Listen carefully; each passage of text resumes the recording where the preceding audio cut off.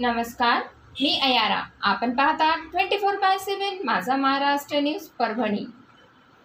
परभणी जिल्ह्यातील पाथरी शहराजवळ राष्ट्रीय महामार्ग क्रमांक 548 वर मंगळवार 22 जुलै रोजी सकाळी 8:30च्या सुमारास एक भीषण अपघात घडला. दुचाकीवरून प्रवास करणारे दोघे जण समोरून येणाऱ्या एसटी बसच्या खाली आल्याने त्यांचा जागीच मृत्यू झाला. हा अपघात इतका भयावह होता की दुचाकी थेट बस खाली अडकली तर मृतदेह रस्त्याच्या कडेला फेकले गेले. एसटी बस क्रमांक MH06 S8790 ही सोनपेठकडे निघाली होती. यावेळी पाऊस चालू होता. दरम्यान विरुद्ध दिशेने भरधाव वेगाने येणारी दुचाकी क्रमांक MH22 AK1583 थेट बस समोर आली आणि दोन्ही वाहनांची जोरदार धडक झाली. धडकेनंतर दुचाकी बस खाली अडकली. अपघातानंतर बस रस्ता सोडून खाली उतरली होती. अपघात दुचाकीवरील लतीफ अहमद पठाण वय 56 वर्ष राहणार इंदिरानगर पाथरी, शेख अनवर शेख नूर वय 39 वर्ष राहणार इंदिरानगर पाथरी यांचा जागीच मृत्यू झाला. घटनेनंतर बस रस्ता सोडून थांबली. सुदैवाने बस चालकाने वेळेवर प्रसंगावधान दाखवल्यामुळे बसमधील कोणत्याही प्रवाशाला इजा झाली नाही. घटनेची माहिती मिळताच पोलीस निरीक्षक महेश लांडगे, पोलीस सुरेश कदम यांनी घटनास्थळी धाव घेतली होती. दरम्यान अपघातातील मृतदेह ग्रामीण रुग्णालयामध्ये आणण्यात आले आहे.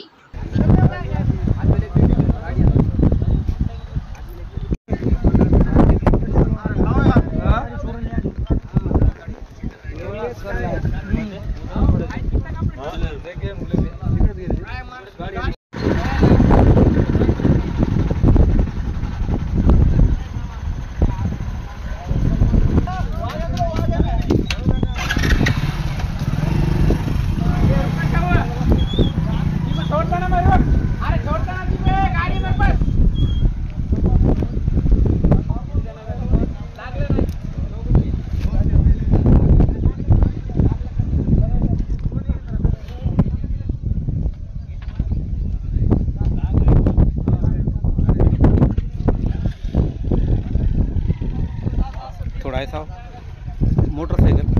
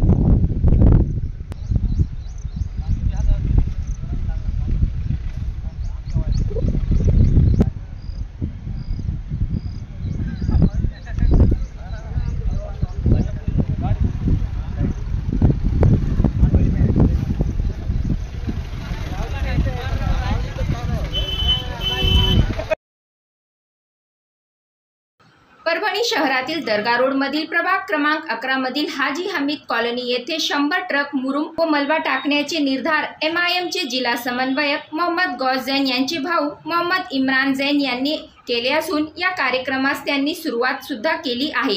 हे मुरुम व मलब्याचे जे ट्रक आहेत ते ज्या ठिकाणी रस्त्यावर पाणी साचले आहे त्या ठिकाणी टाकण्याचे काम सुरू आहे, जेणेकरून पावसाळ्यामुळे येथील नागरिकांना ये-जा करण्यासाठी त्रास होऊ नये याची दक्षता मोहम्मद इम्रान जैन यांनी घेऊन या कार्याची सुरुवात केली आहे.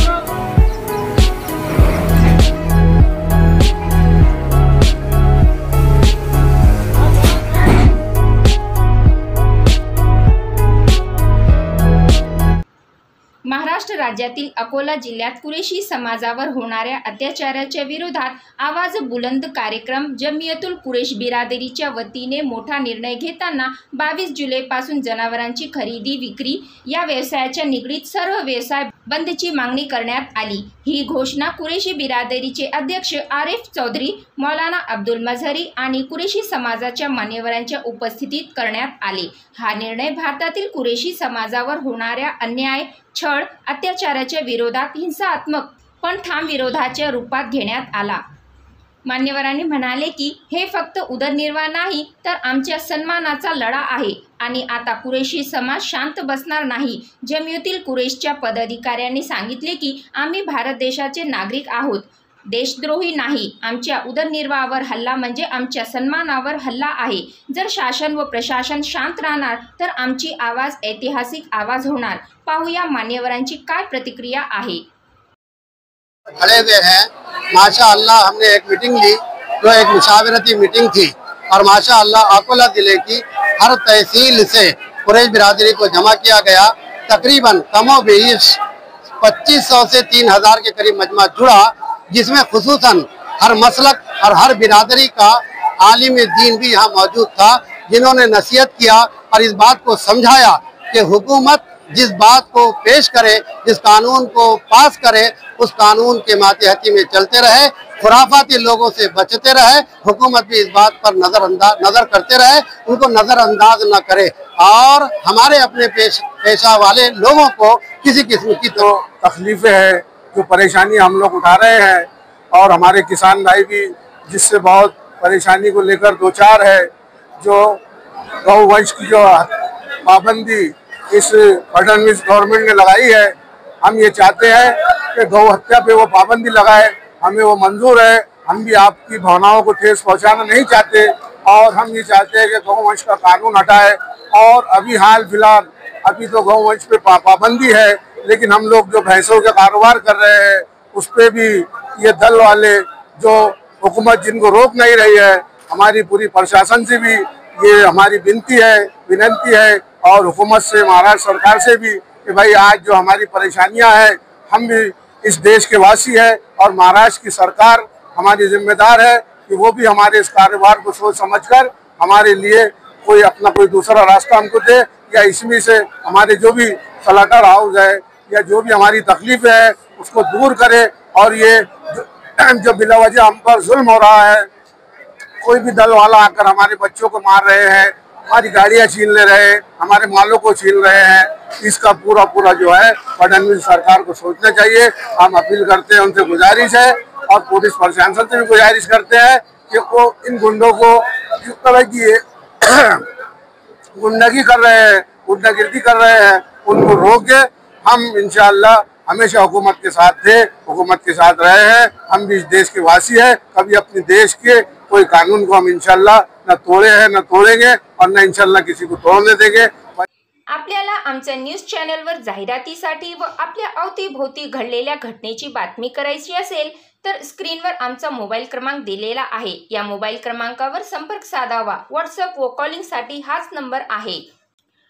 आपण पाहत राहा 24/7 माझा महाराष्ट्र न्यूज परभणी। आपण जर पहिल्यांदाच आमचं न्यूज चॅनल पाहत असाल तर सर्वप्रथम आमच्या चॅनलला सबस्क्राईब करा, घंटीचं बटन अवश्य दाबा, लाईक करा, शेअर करा आणि हो कमेंट करायला विसरू नका। आपण पाहत राहा 24/7 माझा महाराष्ट्र न्यूज परभणी। जय हिंद।